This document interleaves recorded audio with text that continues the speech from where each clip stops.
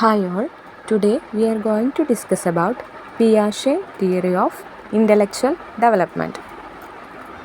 First, this theory was developed by Jean Piaget. He was a Swiss biologist. His approach is known as genetic epistemology. Let's move on to the introduction of the theory.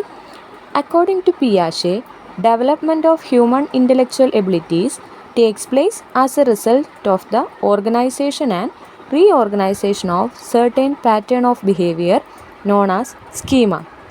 Schema is the structural units of human mind. Process of organization of these structural units takes place in three different activities: assimilation, accommodation, and equilibration. These activities constitute the functional aspect of human mind. ഇവിടെ പറയുന്നത് പിയാഷെ പറയുന്നത് ഹ്യൂമണിലെ intellectual activities, intellectual abilities നടക്കുന്നത് ഈ ഒരു certain pattern of ബിഹേവിയറിൻ്റെ ഓർഗനൈസേഷനും റീഓർഗനൈസേഷൻ്റെയും ഫലമായിട്ടാണ് എന്നാണ്. അതിനെയാണ് സ്കീമ എന്ന് പറയുന്നത്. സ്കീമ എന്ന് പറഞ്ഞു കഴിഞ്ഞാൽ മനുഷ്യൻ്റെ മനസ്സിൻ്റെ സ്ട്രക്ചറൽ യൂണിറ്റ് ആയിട്ടാണ് പിയാഷെ പറയുന്നത്. അതിനെയാണ് കൊഗ്നിറ്റീവ് സ്ട്രക്ചർ എന്ന് പറയുന്നത്. സ്കീമേനെയാണ് കൊഗ്നിറ്റീവ് സ്ട്രക്ചർ എന്ന് പറയുന്നത്. അത് മനുഷ്യ മനസ്സിൻ്റെ സ്ട്രക്ചറൽ യൂണിറ്റ് ആയിട്ടാണ് പിയാഷെ ഡിഫൈൻ ചെയ്തിട്ടുള്ളത്. ദെൻ ഈ സ്കീമയിലെ പ്രോസസ് ഓഫ് ഓർഗനൈസേഷൻ നടക്കുന്നത് 3 ഡിഫറെൻ്റ് ആക്ടിവിറ്റീസ് വഴിയാണ്: അസിമിലേഷൻ, അക്കോമഡേഷൻ ആൻഡ് ഈക്വിലിബ്രേഷൻ. ഈ ആക്ടിവിറ്റീസ് ആണ് മനുഷ്യ മനസ്സിൻ്റെ ഫങ്ഷണൽ ആസ്പെക്റ്റായിട്ട് നിലനിൽക്കുന്നത്. സോ ഇതിനെയാണ് എന്തെന്ന് പറയുക, ഈ 3 ആക്ടിവിറ്റീസിനെയാണ് cognitive functioning or cognitive process എന്ന് പറയുന്നത്. അപ്പോൾ കൊഗ്നിറ്റീവ് സ്ട്രക്ചർ എന്ന് പറയുന്നത് സ്കീമയും, cognitive process or cognitive functioning എന്ന് പറയുന്നത് അസിമിലേഷൻ, അക്കോമഡേഷൻ ആൻഡ് ഇക്വിലിബ്രേഷൻ. ആ 3 ആക്ടിവിറ്റീസാണ്. Then cognitive structure. According to Piaget, emergence of new cognitive abilities occurs as a result of the modification of the behavior patterns that are present at the time of birth. These patterns of behavior constitute the structural unit of human mind that he called schemas. അപ്പോൾ പിയാഷെ പറയുന്നത് എന്താണെന്ന് വെച്ച് കഴിഞ്ഞാൽ, പുതിയ cognitive abilities ഉണ്ടാകുന്നത് നമ്മൾ ജനിച്ചപ്പോൾ ഉണ്ടായിട്ടുള്ള ആ ഒരു കൊഗ്നിറ്റീവ് എബിലിറ്റീസ് ഉണ്ടല്ലോ, അതിൻ്റെ പാറ്റേൺസ് ഓഫ് ബിഹേവിയറിൽ എന്തെങ്കിലും മോഡിഫിക്കേഷൻ വന്നിട്ടാണ് പുതിയ എബിലിറ്റീസ് ഉണ്ടാകുന്നത്. അപ്പോൾ ഇങ്ങനെ ഉള്ള ബിഹേവിയർ, പുതിയ മോഡിഫിക്കേഷൻസ് ഉണ്ടാകുന്നത് സ്കീമയിലാണ്. ഈ നമ്മൾ ജനിച്ച സമയത്തുള്ള ആ ഒരു എബിലിറ്റീസിന് എന്തെങ്കിലും മോഡിഫിക്കേഷനൊക്കെ വന്നിട്ടാണ് പുതിയ എബിലിറ്റീസ് ഉണ്ടാവുക. അപ്പോൾ ഇത് നടക്കുന്നത് സ്കീമയിലാണ്. ഇനി നമുക്ക് സ്കീമ എന്താണെന്ന് ഡീറ്റെയിൽ ആയിട്ട് നോക്കാം. It is the basic structural unit of human mind to constitute organised patterns of behaviour that an individual use in dealing with object in his environment. An infant's first schemas represent those instincts and reflexes that are biologically inherited. As the child grows, he develops different schemas in the form of organized experiences. As the development proceeds, the existing schema enlarges and it is coordinated with new patterns of behavior to form more complex mental representations. അപ്പോൾ schema എന്ന് പറയുന്നത് human മൈൻഡിൻ്റെ ഒരു basic structural യൂണിറ്റാണ്. ഒരു കുട്ടി ജനിക്കുമ്പോൾ ഉണ്ടാകുന്ന schema എന്ന് പറയുന്നത് ഒന്നുമില്ലെങ്കിൽ അവന് കിട്ടിയിട്ടുള്ള ബയോളജിക്കലി ഇൻഹെറിറ്റഡ് ആയിട്ടുള്ളതാകാം. അങ്ങനെയുള്ള ഒരു സ്കീമയാണ് ഒരു കുഞ്ഞ് ജനിക്കുമ്പോൾ ഉണ്ടാകുന്നത്. ആ കുഞ്ഞ് വളരുന്നതിനനുസരിച്ച് പല ഡിഫറെൻറ്റ് സ്കീമാസ് ഡെവലപ്പ് ചെയ്തെടുക്കും. അത് അവന് കിട്ടുന്ന എക്സ്പീരിയൻസിൽ നിന്ന് പുതിയ പുതിയ സ്കീമാസ് എന്ത് ചെയ്യും, ഡെവലപ്പ് ചെയ്തെടുക്കും. അപ്പോൾ ഈ ഡെവലപ്മെൻറ്റ് ഇങ്ങനെ നടന്നുകൊണ്ടിരിക്കുമ്പോൾ നമ്മുടെ ഓൾറെഡി ജനിച്ചപ്പോൾ ഉണ്ടായിരുന്ന ആ ഒരു സ്കീമ എൻലാർജ് ചെയ്തിട്ട് പുതിയ പാറ്റേൺ ഓഫ് ബിഹേവിയറുമായി കോർഡിനേറ്റ് ചെയ്തിട്ട് വളരെ കോംപ്ലക്സ് ആയിട്ടുള്ള ഒരു മെൻ്റൽ റെപ്രസെൻറ്റേഷൻ ഓർ കോംപ്ലക്സ് ആയിട്ടുള്ള സ്കീമയായിട്ട് മാറുന്നു. ജനിക്കുമ്പോൾ ഒരു കുഞ്ഞിന് അവന് ബയോളജിക്കലി ഇൻഹെറിറ്റഡ് ആയിട്ടുള്ള ഒരു സ്കീമയാണ് ഉണ്ടാവുക. അതിനുശേഷം അവൻ ജനിച്ചു കഴിഞ്ഞ് വളരുന്നതിനനുസരിച്ച് അവന് കിട്ടുന്ന എക്സ്പീരിയൻസിനനുസരിച്ചിട്ട് ഈ സ്കീമയിൽ മോഡിഫിക്കേഷൻ വരും. പിന്നീട് അത് എൻലാർജ് ചെയ്ത് കോംപ്ലക്സ് മെൻ്റൽ റെപ്രസെൻറ്റേഷൻസ് ആയിട്ട് മാറും. Cognitive functioning. According to Piaget, intelligence is a tool by which the individual organizes the schemas and adapts to the world. The process of adaptation or organization of schemas is identified with 3 different activities: assimilation, accommodation and equilibration. അപ്പോൾ പിയാഷെ പറയുന്നത് intelligence എന്ന് പറയുന്നത് നമുക്കറിയാം എല്ലാവരിലും ഒരു schema പ്രസൻ്റാണ്. Schema എന്ന് പറയുന്നത് ഹ്യൂമനിൻ്റെ ഒരു ബേസിക് സ്ട്രക്ചറൽ യൂണിറ്റാണ്. അത് എല്ലാവരിലും പ്രസൻ്റാണ്. പക്ഷേ ഇൻ്റലിജൻസ് എന്ന് പറയുന്നത് ഈ സ്കീമ ഒരു ഇൻഡിവിജ്വൽ എങ്ങനെയാണ് ഓർഗനൈസ് ചെയ്യുന്നത്, അതെങ്ങനെയാണ് ഒരു വേൾഡിലേക്ക് അഡാപ്റ്റ് ചെയ്യുന്നത്, അതിനനുസരിച്ച് അതാണ് എന്തെന്ന് പറയുന്നത് ഇൻ്റലിജൻസ് എന്ന് പറയുന്നത്. ആ ഒരു സ്കീമ അറേഞ്ച് ചെയ്യുന്നത് ഒരാളുടെ ഇൻ്റലിജൻസ് അനുസരിച്ചിരിക്കും. അപ്പോൾ ഈ പ്രോസസ് ഓഫ് അഡാപ്റ്റേഷൻ അല്ലെങ്കിൽ ഈ സ്കീമയുടെ ഓർഗനൈസേഷൻ നടക്കുന്നത് 3 ആക്ടിവിറ്റീസ് വഴിയാണ്: assimilation, accommodation and equilibration. Let's look more about assimilation.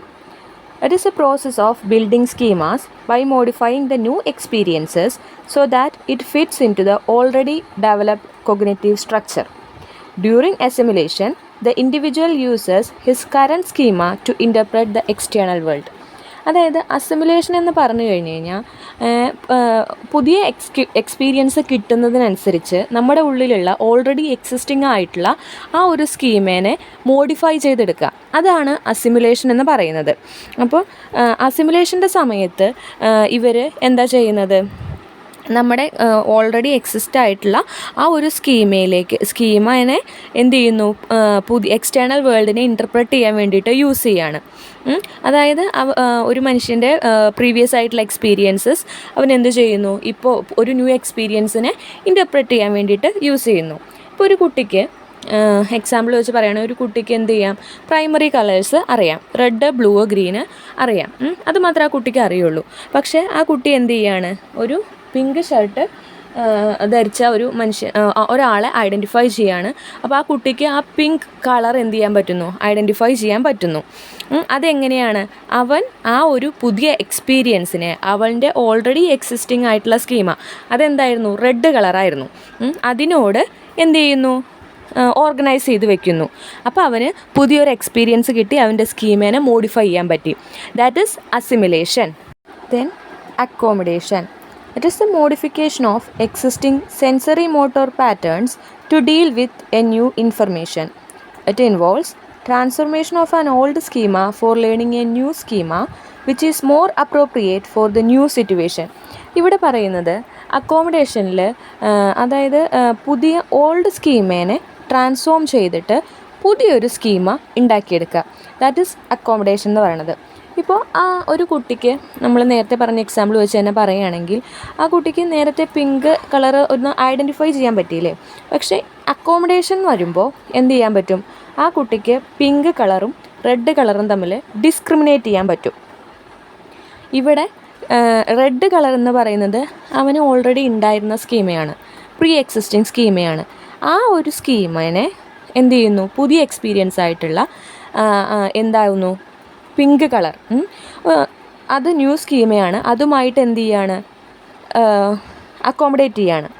അതിനെയാണ് എന്തെന്ന് പറയുക, അക്കോമഡേഷൻ എന്ന് പറയുക. ഇപ്പോൾ അക്കോമഡേഷൻ നടന്നു കഴിയുമ്പോൾ ആ കുട്ടിക്ക് അതൊരു പിങ്ക് എന്ന് പറയുന്നത് റെഡിൻ്റെ ഷെയ്ഡാണെന്നും അത് വേറൊരു കളറാണെന്നും എന്ത് ചെയ്യാൻ പറ്റും, ഐഡൻറ്റിഫൈ ചെയ്യാനായിട്ട് സാധിക്കും. Equilibration. Optimal level of intellectual functioning takes place when there is a balance between assimilation and accommodation. The process of maintaining this balance is termed as equilibration. അതായത് ഒരു കറക്റ്റായിട്ടുള്ള ഇൻ്റലക്ച്വൽ ഫങ്ഷനിങ് നടക്കണമെങ്കിൽ അവിടെ അസിമിലേഷനും അക്കോമഡേഷനും തമ്മിലൊരു ബാലൻസ് ഉണ്ടായിരിക്കണം. ആ ബാലൻസിനെ മെയിൻറ്റെയിൻ ചെയ്യുന്ന ഒരു പ്രോസസ്സാണ് ഈക്വിലിബ്രേഷൻ എന്ന് പറയുന്നത്.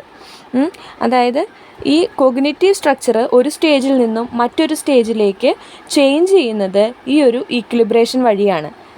അങ്ങനെയാണ് എന്ത് ചെയ്യുക, ആ ചൈൽഡും അവൻ്റെ എൻവയോൺമെൻറ്റും, നമുക്കറിയാം എൻവയോൺമെൻറ്റ് ഈസ് എവർ ചേഞ്ചിങ്, ആ ചേഞ്ചിങ് ആയിട്ടുള്ള എൻവയോൺമെൻറ്റും തമ്മിലുള്ള ബാലൻസ് മെയിൻറ്റെയിൻ ചെയ്തു പോകുന്ന ആ ഒരു പ്രോസസ്സിനെയാണ് ഈക്വിലിബ്രേഷൻ എന്ന് പറയുന്നത്.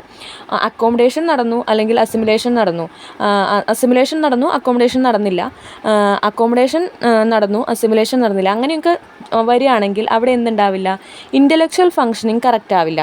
അപ്പോൾ ഇത് രണ്ടും തമ്മിൽ ഒരു ബാലൻസ് ഉണ്ടായാൽ മാത്രമാണ് പറ്റുള്ളൂ, ഇൻ്റലക്ച്വൽ ഫങ്ഷനിങ് കറക്റ്റ് ലെവലിൽ നടക്കുകയുള്ളൂ. അതിന് വേണ്ടിയിട്ടുള്ള ആ പ്രോസസ്സാണ് ഈക്വിലിബ്രേഷൻ എന്ന് പറയുന്നത്. Stages of intellectual development. According to പിയാഷെ, cognitive development arises as a result of the interaction between the individual and the world, and it passes through a series of sequential stages. He identified 4 major stages in the cognitive development of an individual. പിയാഷെ പറയുന്നത് എന്താണെന്ന് വെച്ച് കഴിഞ്ഞാൽ, cognitive development നടക്കുന്നത് ഒരു ഇൻഡിവിജ്വലും പുറത്തുള്ള ഒരു external വേൾഡും തമ്മിലുള്ള interaction വഴിയാണ്. അത് നടക്കുന്നത് ഒരു സീരീസ് ഓഫ് സീക്വൻഷ്യൽ സ്റ്റേജസ് വഴിയാണ്.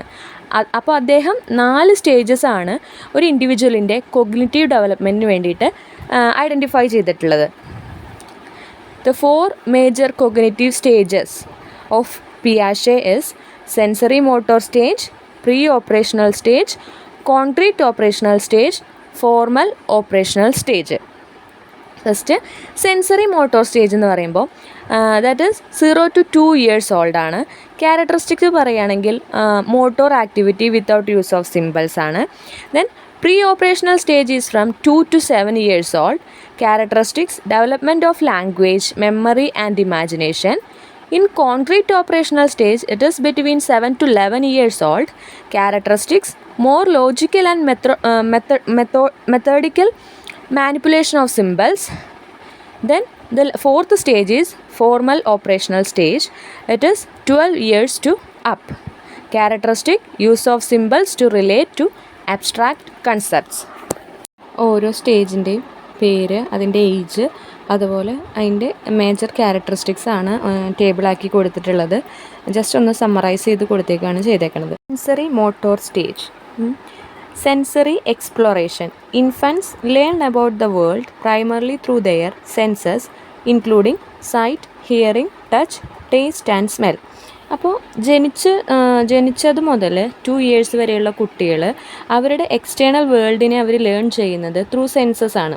അവർ തൊട്ടു നോക്കി, മണത്തു നോക്കി, രുചിച്ചു നോക്കി, കണ്ടുകൊണ്ട്, കേട്ടുകൊണ്ട്, ഇങ്ങനെയൊക്കെയാണ് അവരുടെ എക്സ്റ്റേണൽ വേൾഡിനെ അവർ മനസ്സിലാക്കുന്നത്. Then motor development. Motor skills develop rapidly during this stage, progressive from reflexive movement to intentional actions. അപ്പോൾ മോട്ടോർ ഡെവലപ്മെൻറ്റ് വളരെ റാപ്പിഡായിട്ട് നടക്കുന്ന ഒരു സ്റ്റേജും ഈ 0 to 2 years ആണ്. അത് എന്ത് ചെയ്യുന്നു, പെട്ടെന്ന് റിഫ്ലക്സീവ് മൂവ്മെൻറ്റ്സോ അതുപോലെ മൂവ്മെൻറ്റ്സ് എന്തിലേക്കാവുന്നു, ഇൻറ്റൻഷണൽ ആക്ഷൻസിലേക്ക് പ്രോഗ്രസ് ചെയ്യപ്പെടുന്നു. Then object permanence. Object permanence എന്ന് പറഞ്ഞു കഴിഞ്ഞാൽ അതായത് ഈ ഒബ്ജക്ട്സ് കുട്ടികൾക്ക് ആദ്യമൊക്കെ ഇനീഷ്യൽ സ്റ്റേജിലൊക്കെ അവർക്ക് എന്തെങ്കിലും ഒരു സാധനം കാണിച്ചു കൊടുത്താൽ മാത്രമാണ് അത് എക്സിസ്റ്റ് ചെയ്യുന്നു എന്ന് അവർ മനസ്സിലാക്കുന്നുള്ളൂ. പിന്നീട് അങ്ങോട്ട് അവരെന്ത് ചെയ്യാണ്, അത് കണ്ടില്ല എങ്കിലും നമ്മൾ ആ പേര് പറയുമ്പോൾ അവർക്ക് എന്ത് മനസ്സിലാകുന്നു, അത് അവിടെ എക്സിസ്റ്റ് ചെയ്യുന്നുണ്ട് എന്നവർ മനസ്സിലാക്കിയെടുക്കുന്നു. ആ ഒരു ഒബ്ജക്റ്റ് പെർമനൻസ് സ്റ്റാർട്ട് ചെയ്യുന്നത് ഈ സെൻസറി മോട്ടോർ സ്റ്റേജിൽ നിന്നാണ്. Then trial and error learning. Infants engage in trial and error exploration, manipulating object to understand their properties and functions. ഇവിടെ ട്രയൽ ആൻഡ് എറർ ലേണിംഗ് നടക്കുന്നുണ്ട് ഈ ഒരു സ്റ്റേജിൽ. അവരെന്ത് ചെയ്യുന്നുണ്ട്, ഓരോ കാര്യത്തിൻ്റെയും പ്രോപ്പർട്ടീസും ഫങ്ഷനും ഒക്കെ മനസ്സിലാക്കിയെടുക്കുന്നു. Then symbolic representation. Towards the end of the stage, infants may begin to use rudimentary symbols such as gestures or sounds to represent objects or actions. അപ്പോൾ ഈ ഒരു 2 years ആവുമ്പോഴേക്കും കുട്ടികൾ എന്ത് ചെയ്യും, ചെറിയ സിമ്പിൾസൊക്കെ യൂസ് ചെയ്യാനായിട്ട് തുടങ്ങും. അത് ചിലപ്പോൾ ജസ്റ്റേഴ്സ് ആയിരിക്കാം, അല്ലെങ്കിൽ എന്തെങ്കിലും സൗണ്ട് ഒക്കെ ആവാം. അത് എന്തെങ്കിലും ഒബ്ജക്റ്റോ അല്ലെങ്കിൽ എന്തെങ്കിലും ആക്ഷനോ ഒക്കെ കാണിക്കാൻ വേണ്ടിയിട്ട് അവർ ചില സിമ്പിൾസ് റെപ്രസെൻറ്റ് ചെയ്യാൻ വേണ്ടിയിട്ട് തുടങ്ങും. Pre operational stage, that is from 2 to 7 years. അതിൽ first symbolic thinking. Children begin to use language, images and symbols to represent objects and ideas, enabling imaginative play and communication. Symbolic thinking എന്ന് പറഞ്ഞു കഴിഞ്ഞാൽ അവർ ചില ഒബ്ജക്ട്സും ഐഡിയാസും ഒക്കെ represent ചെയ്യാൻ വേണ്ടി ഇമേജസോ ലാംഗ്വേജോ സിമ്പിൾസോ ഒക്കെ use ചെയ്യാൻ തുടങ്ങും. അതുപോലെ അവർ ഇമാജിനേറ്റീവ് പ്ലേയും കമ്മ്യൂണിക്കേഷനും ഒക്കെ നടത്താൻ തുടങ്ങും. ഇപ്പോൾ നമുക്കറിയാം ചെറിയ കുട്ടികളുള്ള വീട്ടിൽ അവർ ഓരോ സാധനങ്ങൾ ഇപ്പോൾ കത്തിക്ക് പകരം എന്തെങ്കിലും ഒരു കോല്, വാളിന് പകരം ഇങ്ങനെ ചൂല്, അങ്ങനെയുള്ള ചെറിയ ചെറിയ ഐറ്റംസ് ഇങ്ങനെ സിംബോളിക്കായിട്ട് ഉണ്ടാക്കിയെടുക്കാറുണ്ട്. അതുപോലെ അവർ ഇമാജിനേറ്റീവ് പ്ലേ നടത്താറുണ്ട്. അവർക്ക് വേറൊരു ഫ്രണ്ട് ഉണ്ടെന്ന് പറഞ്ഞിട്ട് തന്നെ വർത്താനം പറയുക, അങ്ങനെയൊക്കെ ചെയ്യാറുണ്ട്. അത് പ്രീ ഓപ്പറേഷണൽ സ്റ്റേജിലാണുള്ളത്. ദെൻ ഈഗോസെൻട്രിസം എന്ന് പറയുന്നത് കുട്ടികൾക്ക് അവരുടേതായൊരു കൺസെപ്റ്റ് ഉണ്ട്, അവരുടേതായൊരു കാഴ്ചപ്പാടുണ്ട്. അപ്പോൾ അതിൽ നിന്ന് മാറി ചിന്തിക്കുക എന്ന് പറയുന്നത് അവർക്ക് ഭയങ്കര ബുദ്ധിമുട്ടാണ്. അതാണ് ഈഗോസെൻട്രിസം എന്ന് അർത്ഥമാക്കുന്നത്. ഇനി സെൻട്രേഷൻ എന്ന് പറയുന്നത് എന്താണ്? ഇവരെ തന്നെയാണ് എന്ത് ചെയ്യുന്നത്? ഫോക്കസ് ചെയ്യുന്നത്. ഇവരെ തന്നെ ഫോക്കസ് ചെയ്യുന്നു. അപ്പോൾ ബാക്കിയുള്ളവരെ അവർ അവോയ്ഡ് ചെയ്യും. അപ്പം നമ്മൾ അവരുടെ സേഫ്റ്റിക്ക് വേണ്ടി എന്തെങ്കിലും പറഞ്ഞാൽ പോലും അവരത് അവോയ്ഡ് ചെയ്തിട്ട് അവരുടെ ഒരു ഇതിൽ മാത്രം ഫോക്കസ് ചെയ്യാണ് സെൻട്രേഷൻ എന്നുള്ളത് അർത്ഥമാക്കുന്നത്. ഇനി lack of reversibility means children have difficulty understanding that actions can be reversed leading to challenges in mental operations. അതായത് ഈ അവർ ചെയ്യുന്ന ആക്ഷൻസ് എല്ലാം റിവേഴ്സിബിൾ ആവാനുള്ള ഒരു ചാൻസ് ഉണ്ട്. അത് മെൻ്റൽ ഓപ്പറേഷൻസിൽ ചലഞ്ചസ് ഉണ്ടാക്കും എന്നൊക്കെ മനസ്സിലാക്കാൻ അവർക്ക് ബുദ്ധിമുട്ടാണ്. അതാണ് ലാക്ക് ഓഫ് റിവേഴ്സിബിലിറ്റി എന്ന് പറയുന്നത്. Next, concrete operational stage. It begins from 7 to 11 years. Concrete thinking. Children can think logically about concrete objects and events but struggle with abstract or hypothetical situations. Concrete operational stage എത്തുമ്പോഴേക്കും കുട്ടികൾ ഒരു abstract തിങ്കിങ്ങിൽ നിന്ന് ഒരു concrete തിങ്കിങ്ങിലേക്ക് മാറും. അവർ കാര്യങ്ങൾ കൂടുതൽ മനസ്സിലാക്കി ഒരു കോൺക്രീറ്റ് ആയിട്ടുള്ള തിങ്കിങ്ങിലേക്ക് മാറും. അതുപോലെ conservation. They begin to understand that quantity remains the same even when the shape or arrangement of object changes, demonstrating conservation skills. അതായത് അവർ എന്ത് ചെയ്യും? ഇപ്പോൾ സാധനങ്ങളുടെ ഷേപ്പോ അറേഞ്ച്മെൻറ്റോ ഒക്കെ മാറിയാലും അത് ആ ഒരു ക്വാണ്ടിറ്റി സെയിം ആണെന്ന് അവർക്ക് മനസ്സിലാക്കാനായിട്ട് പറ്റും. അത് ഈ ഒരു കോൺക്രീറ്റ് ഓപ്പറേഷണൽ സ്റ്റേജിലാണ്. അതുപോലെ ഡീസെൻട്രേഷൻ സംഭവിക്കും. ഡീസെൻട്രേഷൻ എന്ന് പറഞ്ഞു കഴിഞ്ഞാൽ നമ്മൾ പറഞ്ഞു അവർ ഈഗോ സെൻട്രിക് ആവുമെന്ന്. മുന്നത്തെ ഫേസിൽ അവർ ഈഗോ സെൻട്രിസം കാണിക്കും പ്രീ ഓപ്പറേഷണൽ സ്റ്റേജിൽ നിന്ന് നമ്മൾ പറഞ്ഞു. ഇവിടെ കോൺക്രീറ്റ് ഓപ്പറേഷണൽ സ്റ്റേജിലെത്തുമ്പോൾ ഡീസെൻട്രേഷനാണ് സംഭവിക്കുന്നത്. അവരുടെ ഒരു ഈഗോ സെൻട്രിസം കുറയും. അവർ മറ്റുള്ളവരെ എന്ത് ചെയ്യും? അക്സെപ്റ്റ് ചെയ്യാൻ തുടങ്ങും. അവർ പറയുന്നത് കുറച്ചൊക്കെ കേൾക്കാനായിട്ട് തുടങ്ങും. അവർ അനുസരിക്കാനായിട്ട് തുടങ്ങും. ദെൻ റിവേഴ്സിബിലിറ്റി അവർ പറയുന്നത് എന്താണ്? മനസ്സിലാക്കാൻ അവരുടെ ആ ആക്ഷൻസ് റിവേഴ്സിബിൾ ആവും.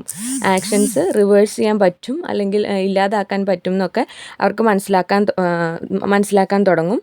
പ്രീ ഓപ്പറേഷണൽ സ്റ്റേജിൽ ലാക്ക് ഓഫ് റിവേഴ്സിബിലിറ്റിയാണ് ഉണ്ടായിരുന്നത്. അപ്പോൾ അവർ സമ്മതിച്ച് തരില്ല.